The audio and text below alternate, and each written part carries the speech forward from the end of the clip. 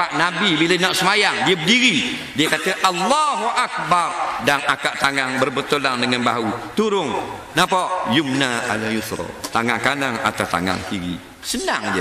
Allahu Akbar. Daripada dulu sampai sekarang. Kenapa sampai beberapa kali macam anjing dekat tulang? Ada tembok tu bodoh belaka. Bid'atun khabisatun, bid'ah yang sangat keji. Sedangkan sallu kama raaitumuni usalli, berapa baca Fatihah banyak kali? Alhamdulillahi rabbil alamin arrahmanir rahim maliki yaumiddin. Syaitan kata mim tak tutup mulut. Kita pun alham pula dah. Bodoh bin bahlul. Pasal layang syaitan. Dia tak mau sembuh dari penyakit dia.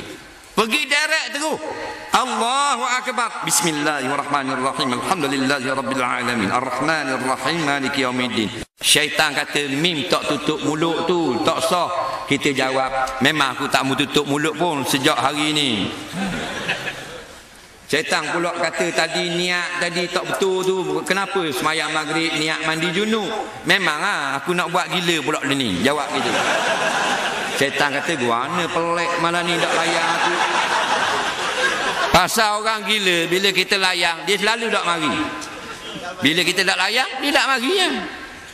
Nak kita tengah semayang sampai tayak akhir semayang subuh, syaitan pun kata takkan sematu rakaat semayang subuh.